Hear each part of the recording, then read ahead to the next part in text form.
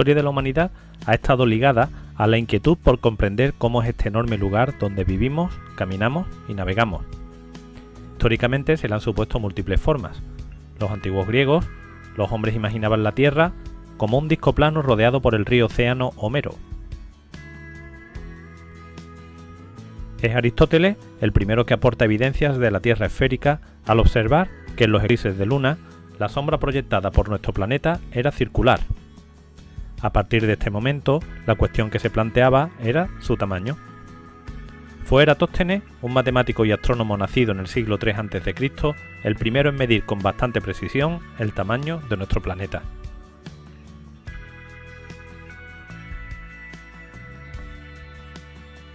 Eratóstenes pensó que dos estacas clavadas en el suelo a una distancia de varios kilómetros sobre el mismo meridiano darían sombras distintas a una misma hora, debido a la curvatura de la superficie del planeta. Es decir, que cuanta más diferencia hubiera entre las dos sombras, mayor sería la curvatura de la superficie. Y conociendo la curvatura, podría calcular el tamaño de la Tierra. Eratóstenes sabía que en la antigua ciudad de Siena, en el día del solsticio de verano, a mediodía, los rayos de sol se reflejaban en el fondo de un profundo pozo, es decir, eran perpendiculares a la Tierra. Para hacer su cálculo, Eratóstenes midió ese mismo día la sombra que proyectaba un palo vertical en su ciudad de Alejandría, situada al norte de Siena. Midiendo la longitud del palo usado en Alejandría y su sombra, Eratóstenes calculó el ángulo con el que incidían allí los rayos del sol.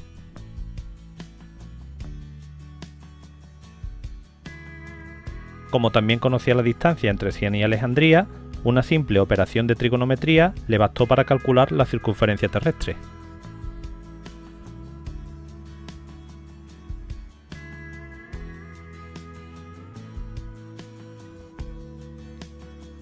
Sus resultados resultaron ser milagrosamente aproximados. El error de medir las distancias entre Siena y Alejandría compensó a otros dos fallos que tuvo: suponer que la Tierra era una esfera perfecta y suponer que Siena y Alejandría estaban en el mismo meridiano.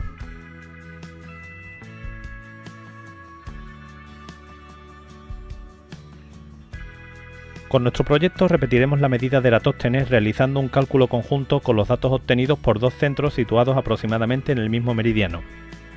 Anotaremos el extremo de la sombra cada 3 minutos en un pliego de papel y apuntaremos la hora a la que anotamos la sombra. Terminada la experiencia, durante 3 horas calcularemos la mediatriz del segmento resultante, que resultará la línea norte-sur y que además nos dará la sombra más corta, midiendo desde la sombra hasta la base de la varilla.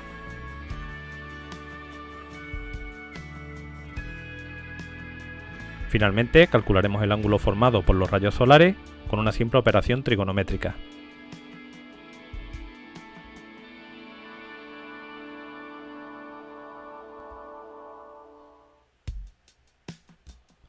En nuestro instituto mediremos un ángulo alfa en el instante del mediodía solar, es decir, con el sol en su punto más alto.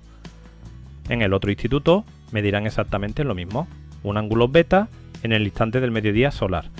La distancia entre ambas ciudades se puede calcular con un mapa isoescala, con Google Maps o con aplicaciones similares. La distancia entre ambas ciudades equivale al ángulo beta menos alfa. Después unos simples cálculos nos proporcionarán el radio de la Tierra.